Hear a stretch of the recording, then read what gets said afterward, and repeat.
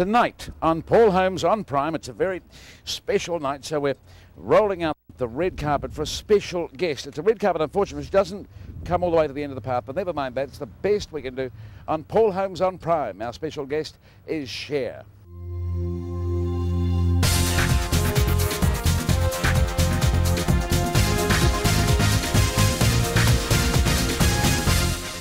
Welcome. Where's the rest of the red carpet here? Look, I'm very sorry. We rolled out the red carpet, but this. Yes, I'm sorry that you had to walk on the curb. I am too. The carpet didn't go all the way to the curb. Okay. You need a bigger budget. That'll come. Next time I'm here. Welcome to our grand establishment. Thank you. So where do we do this thing? I've known bigger establishments. Right. Who's this handsome guy there? Well, the handsome young boy. Who do you think it might be? Looks like you, different tie. Come to the studio. Okay. Good evening, Sherilyn Sarkeesian. We know her as Cher, and we've known her name since the mid-60s. I've Got You, Babe was one of the great songs of that decade. First, she was part of Sonny and Cher, of course, and then she was Cher alone. And then there were more big hits, and then she was Cher, the movie star, Oscar winner. And through the 80s and 90s, it was movie after movie and hit record after hit record. It is an extraordinary record. And now Cher is on her farewell tour of the world, and she's here with us. And it is very nice to see you. Thank you. Why are you retiring or just saying farewell for a while? Well, I'm not retiring. What I'm doing is I'm not going to be going on tours anymore because, especially, you know, my show is really big. You know, I have 100 people that work on this show, and I like big shows. You know, it's kind of like Cirque du Soleil with music. We have all kinds of fabulous things that we do. You know, and I just feel that even though I still love doing this, I mean, I have to say, it's not something that I'm giving up without some sort of sadness, but I think that you come to a place where I won't be doing it better. This is like the time that I should quit this, you know? I don't like it very much, but it's a decision I made early on. It's a time to stop touring. But not a retirement? Well, no, not a retirement, because there are other things that I want to do and other things that I can do, and I want to make documentaries, and I would like to do some more movies, and I would like to direct some movies, and I have charities that I'm involved with. And you're a great personality, and you're beloved around the world. You're a singer, you're an actor, you're an Oscar-winning performer, as you say, a director of movies as well, everything. It started way back with Sonny. Yes. Well, actually started before that, but it came, Sonny and I were great. Like, he was half of something and I was half of something, and we came together. We made this like gigantic, large, you know, dynamic kind of fusion. I mean, you didn't grow up with a lot of stuff materially. No, no, no. We were very poor. Yeah, your mum had been married 8 times. Well, not when I was small. She married my dad 3 times, which I have no idea why, because she said she never really loved him, but he was very persuasive. Did she ever get it right? I think the one guy she got it right with, she didn't marry. Okay. So you were poor. Yes. And you left school at 16, and then you took acting lessons. And then in a club one day where certain celebrities went, and Sonny was a bit of a celebrity even then, you met him. Yes. And then you moved in together, and then he took you along. But I mean, he didn't like me. When I moved in with him, he didn't hate me. I lived in this complex, this apartment building, and I was being thrown out because there were 3 roommates and everyone was just deciding too much. But I lived in a complex that would be like a reality show today. All these beautiful women, strippers and models, and, you know, young actresses and dancers, and you'd see people out by the swimming pool, all these women, and I was 16 and looked like a stick, you know. So he kind of took pity on me and said, you know, you're a good kid. You can stay in my house. I've got twin beds. I'm not interested in you. And if you keep it clean, you can stay there. But then, and did you keep it clean? No, I was terrible. I couldn't cook, and I was a good cleaner, though. I did keep it clean, but I couldn't cook. But you must have fallen in love at some point, because suddenly you got married. Well, actually, we didn't get married right away. We just lied and told people that we were married. We didn't get married till right before Chas was born. Oh, okay. But at some point, he knew Phil Spector, didn't he? Yes, he worked for Philip. That's sad, what happened to Phil Spector. I know. I mean, I can't figure it. I'm not surprised. I'm a little bit surprised, but I'm not amazed. He was a strange person. Always. Yeah. But I loved him, but he was always a strange person. Anyway, Sonny takes you along gives you a chance in a recording studio. And because you're so nervous, this is what I've read about you. Okay. And because you're so nervous, he started singing along with you, is that? Yes. And that's how it happened? Yes. Amazing. Actually, the first time we went out on stage, he literally pushed me. I said to him, I don't think I can do this. He said, okay. And you know, like if you're like really tense and you go, I don't think I can do this, and someone says, okay, and you go, and he pushed me right after I went, And before you know it, you're producing some of the great songs of the 60s. Before you know it, it's huge. Yep. Was that mad time? It was. I mean, I don't remember a lot of it just because there was so much going on, and everything really happened to us when we went to England, because in America, they had a very strange reaction to us. The kids loved us, but the parents hated it, hated us, and it was difficult. Like there was a show called Ready, Steady, Go. Yeah. Jack Cook, you know, he was English, and he'd had this show, and it was fabulous. And he loved us, but we couldn't come on it that much. But he said, you go to England, you get yourself to England, they'll be able to appreciate you there. And we did. We hucked everything we had and went there. That's a very interesting thing you say, because actually if one looks at your career, you know, and reads up about your career and has followed your career, time and time and time again, people have underestimated you, and you've almost encouraged it. It's become kind of, it was hard for me to accept it, because from the time I've been doing this now for 40-something years, 42 years maybe, and from the beginning, everyone was saying, they're on their way out, they're on their way out, she's on her way out, she's on her way out. Yeah, she's no good. We told you she was no good. And she's quite good, but not really good. Right, or then the next 2 years I'd come up and they'd go, she's the greatest thing since hotcakes, you know. So, and I just kept going through the whole thing, you know. So you kept going. A lot of people didn't survive, of course, and I'm sure you met a few of them who didn't survive. But you kept going and you survived, but then the records dried up a bit, and then along came the TV show, and that went great guns, didn't it? Yeah. And you and Sonny played this great act. It was fun. It was really fun. We laughed all the time. Did you describe Sonny as the love of your life once? Yes. Yeah. Was he, do you think? I think I've had two loves of my life. But Sonny was different. I mean, Sonny was like my brother, my father, my child, my husband. That was Sonny's relation. Our relationship was, you know, I couldn't figure it out. I mean, even when I was furious with him later on, you know, when we were getting our divorce, I was furious one day, and he came up and grabbed me and kissed me and stuck his tongue in my mouth, and we were divorced, you know, and then pulled me back and started laughing hysterically, and I started laughing. You know, we had this kind of very ridiculous relationship. Did he like being the mayor of Palm Springs?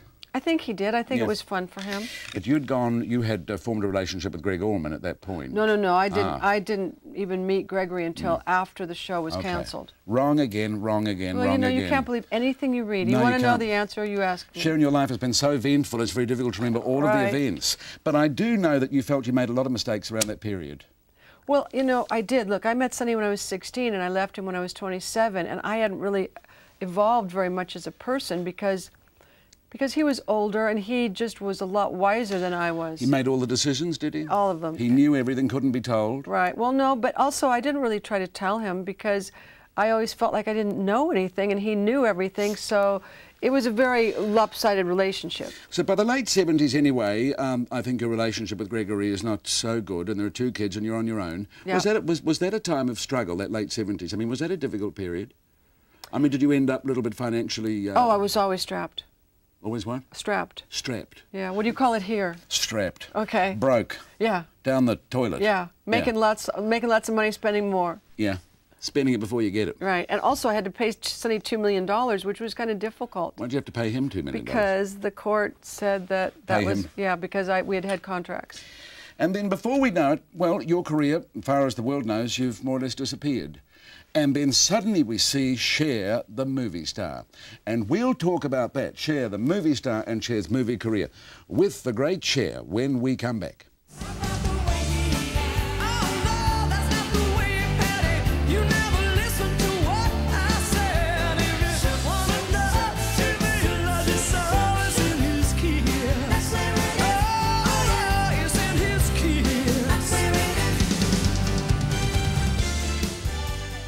Welcome back to Paul Holmes on Prime. Our special guest tonight is Cher. Cher's singing career goes back to the 60s, of course, but the movie career goes back really to the early 80s. And suddenly we see films like Silkwood and Mask, Mermaids, Tea with Mussolini, and of course the Oscar-winning film for Cher, Moonstruck, and Cher is with us still. You look amazing still. You are still the mistress of style, the master of style. Well, I don't know about that, but you know, I watch young kids now. I mean, it's always the street is what you look for. You know, the young people are always they have their finger on the pulse of what's going on. And I have a son and I have a daughter, and so I see what's going on. You know, I hear, I see. Do you have good relationships with the kids, with Chastity and Elijah Blue? Yes, I do. Do they like each other? Yeah. Of course, you had a difficult time, I mean, as a mother to accept that Chastity was, I read this too, I could be wrong. She's gay? Yeah. Yeah. This is cool now with you? Yeah. Yeah. You know, it was right after. I mean, it was immediately after. The thing I think I was most upset about was that everyone knew in the family and I didn't. How did they know? Because she told them. Ah, didn't she tell you? She was worried about telling me. Did your kids have a tough time growing up as the daughter of Cher? Yes. Actually, I was talking about that with Elijah the other night, you know, and he was saying that people put these preconceived notions on him and Chas. He said it's really hard growing up under such a big shadow, and it's, you know, I can empathize. I can't feel it though, you know. I mean, I grew up in a completely different thing. I grew up in just a really poor household, wanting to try to make something out of my life. But I know that they're both not very realistic, and they're both not, you know, optimum. They don't know what it's like to come from there, you mean? No. I mean, I'm a poor kid. No matter how much money I ever make, they're rich kids. Do you still spend it before you get it? No. Good. Anyway, so Cher... I spend it as I get it. Good on you. Cher the singer, and it's still coming in too. Yeah. What an amazing career. Are you sometimes amazed at the length of time it's gone on, the success you've had in your different incarnations? I forget until, like, I was looking at a girl's scrapbook the other day and I thought, whoa, I've done a lot, you know. But you never sit around and think, oh, I'm Cher, you know, or oh, I've done this or I've done that. You know, just sometimes, like, I'll think of a story. Oh, I remember that night that Bet and Mick were at the house and Bianca was a bitch, and, you know, I'm like, stories that, you know, just kind of come out of nowhere. And Bianca was a bitch? Well, she was kind of mean that night. Oh, Bianca Jagger? Yes. Ah, yes. Who are your favourites who are famous? You know, the people you must have, actresses, actors, singers. Well... Who are the nicest people you've dealt with over the years, to think of a few? Audrey Hepburn was like one of the, I mean, she was always my idol, and Katharine Hepburn, and Anthony Quinn. I really like the older people, but I've met, I mean, like Elton and I get along so well, you know. He would like your red hair. No, he likes all my hairs. He doesn't care. But Elton and I get along really, really well. I get along great with Meryl Streep. You know, I'm really easy to get along with, and I have Jack Nicholson and Bobby De Niro. I mean, I have lots of famous friends. I have lots of regular friends. Is Jack funny? Yes. Is Jack the funniest man in the world? Yes, and he's the sweetest man, and he loves women. Yeah. Look, we've even got this for you. See, Dr. Pepper. Yes. You don't have to have one now, but no, I just actually like one now. Do you? Would you like one? And I've Can I have my squiggly straw? You've got not a squiggly, but a bendy. Bendy. Okay. You mentioned Meryl Streep. Yeah. So your singing, how many times have I said this? Your singing career disappears and suddenly we see you in a movie called Silkwood. And that's the beginning of you, the movie actress, the movie star. Right. Now, you had again, I read this. They laughed at you when they heard that you were in this movie, people. Yeah? Right. I had done a play on Broadway called Come Back to the Five and Dime, Jimmy Dean, and they were having a hard time casting Silkwood, this particular part. So they were actually thinking about blowing it off, and then someone said, have you seen Cher, you know, at the Martin Beck? So they came to see me, and he said, you want to do this movie with Meryl Streep and me? And I went, yeah, fine. And so I went, and then he was serious, and so I said, yes. He said, do you want to know anything about it? I went, no, I don't care. So then about a week later, he called me and said, I just want you to know that she's a lesbian. And I said, okay. Well, I go, whatever. Yeah. But she's a lovely lesbian. I said, fine. Who the character's a lesbian? The character's a lesbian, not Meryl. No, not Meryl. Okay. So we just went and did it, and I had no idea what it was going to be like, but it was such a great time. Was she nice to you? She was fabulous. Was she helpful to you? From the first time I ever saw her, I walked in, and she had wet hair and a white dress on, and she came up and put her arms around me, and she said, I'm so happy you're here. You were nominated for Best Supporting Actress for that. And then we saw the other movies came through that 80s period, Masked Witches of Eastwick, and then came Moonstruck, for which you won Best Actress. What was that like? Did you have a few moments of reflection that night you won the Best Actress Oscar? I mean, was that like cloud number 9? Was that an extraordinary night? It was an amazing night, but it's so strange. Like, I got the Oscar and I met Audrey Hepburn and I came home and we had pizza and we just had, we'd had an Oscar in the house once before when Meryl won for Sophie's Choice. Okay. And so we'd had it in the, like we held it, and of course I've given them away, so I know they're real heavy. But so we had it on my bed, and we were all eating pizza, my kids and my mom and everybody. And so it was great. But then the next day, when my boyfriend and I went out, we were walking down to go to this cafe that we went to, and people were stopping in the middle of the street on Sunset, honking, honking, honking, honking. And that's when I kind of realized how different it was. How does your life change when you become an A-lister like that? Is it subtle or obvious? Is it? I don't know, because it's happened to me a million times, and then when you get old, or older, or old, whichever one you want to choose, then it's kind of it's not like a permanent A-list, but it's kind of you have, like, they give you special dispensation just because you've lasted a certain amount of time. And you can play up, I suppose. You've always worn outrageous gear too. Remember that night at the Oscars? You know that. I mean, that was a very see-through thing. Outrageous. Yeah. Well, not outrageous, just see-through. They took a lot of guts. Did it take a lot of guts to be there? No. It was the night I didn't win for Mask. Now that's the outfit that took a lot of guts. Well, that's the outfit they remember. How does a rock star, because I, want to call you a rock star, then of course through the 80s and the 90s came the big hits again. If I could turn back time. Is it amazing when you go around the world and everybody knows your songs? Yeah. When I went to Moscow and kids were singing in the audience, and I thought, I didn't even know they knew me. I went to Mexico, and I'd only been to Mexico once, and people were like crazed. I played 4 nights at this place, and I had no idea that anyone knew me in Mexico. So, yeah, it's amazing. You just, your mind is sometimes more narrow.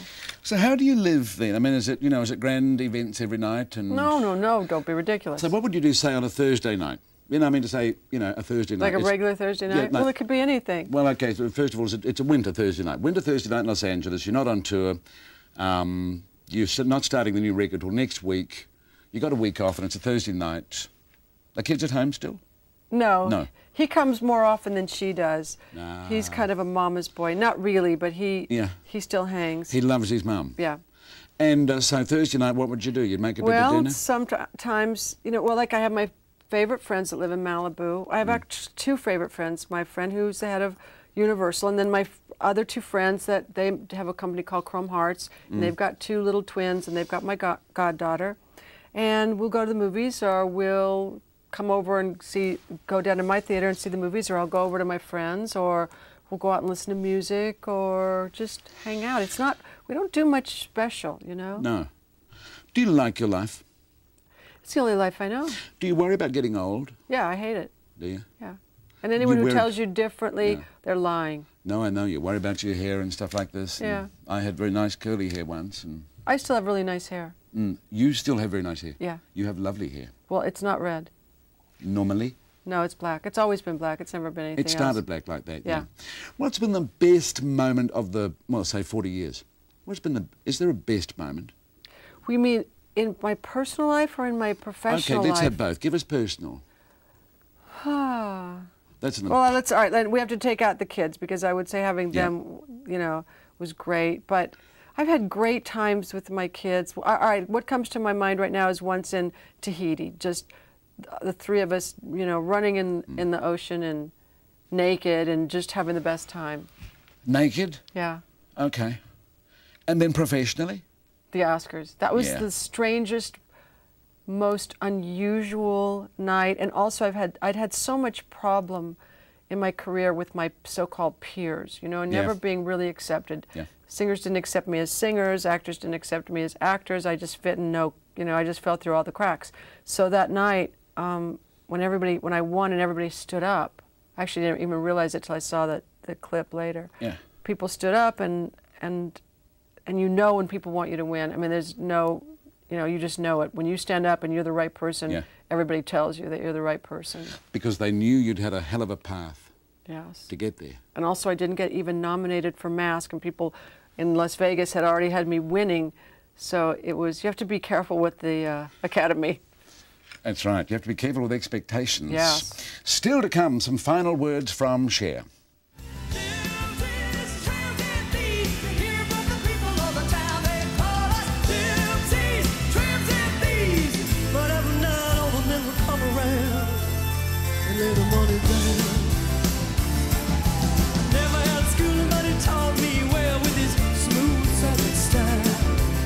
she is wonderful. She is still with us, Cher. That night you won the Oscar, you know, you were talking about that before because everybody had written you off, and that was your, you know, the best night. People had underestimated you. What was the nicest thing said to you? Well, the nicest thing said to me was I went backstage and Audrey Hepburn took my hand and she said, "Oh, I'm so glad you won it. I wanted you to win."